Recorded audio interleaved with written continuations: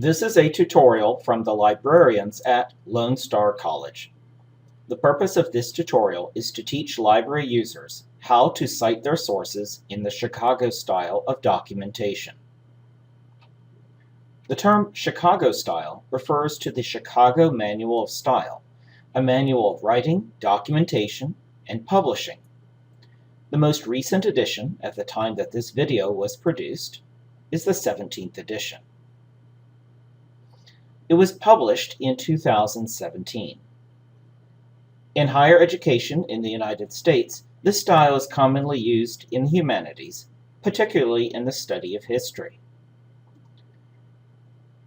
The MLA and APA documentation styles usually provide in-text documentation with parenthetical citations, that is, short references within the body of the text to sources used by the author. The Chicago style, however, prefers to use notes, either footnotes or endnotes. We should mention that the Chicago style includes a system called the author-date format. This is similar to the parenthetical system used by the MLA and APA styles. In our experience, when professors tell students to use the Chicago style, they are usually referring to the notes format, not the author-date format. The rest of this video assumes that you are using the notes format. If a professor tells you to use the author-date format of the Chicago style, see a librarian for assistance. Footnotes are in-text references placed at the bottom of the page on which the sources are used. Endnotes are in-text references placed on a separate page at the end of the paper. The Chicago style also requires a bibliography. Like a works cited page in MLA or a references page in APA, the Chicago style bibliography is a list of all sources used throughout your paper.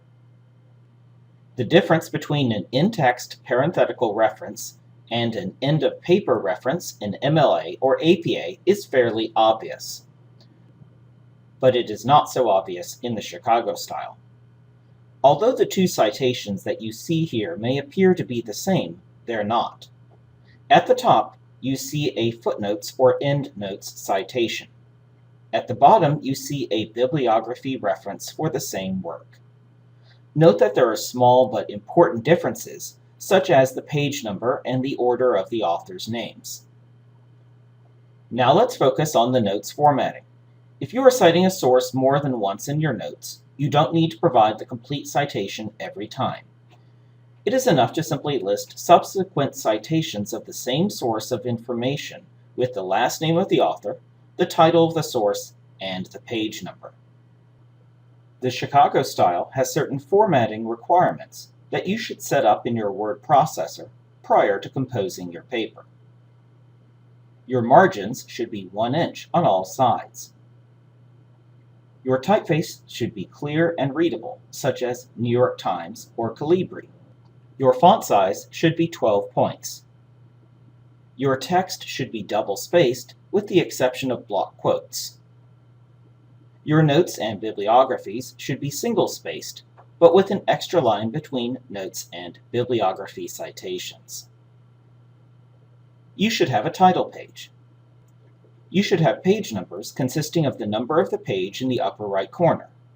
The page numbers begin on the first page of the text with the number 1, not the title page. We also recommend that you consult the Purdue OWL for more information. This is the online writing lab of Purdue University, which has, for more than 2 decades, maintained excellent and reliable study aids on the Chicago style, including directions on how to cite particular types of sources. The Lone Star College librarians are familiar with the Chicago style and have a copy of the Chicago Manual of Style at the reference desk. If you have questions about the Chicago style or would like for us to check your documentation, please contact the library and ask for help. The library has a small collection of study aids to help students write in the Chicago style. To find them, go to the college's homepage and click on Libraries.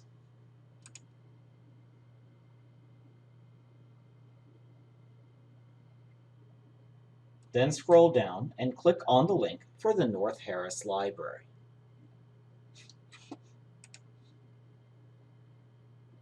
Then click on Citation Help.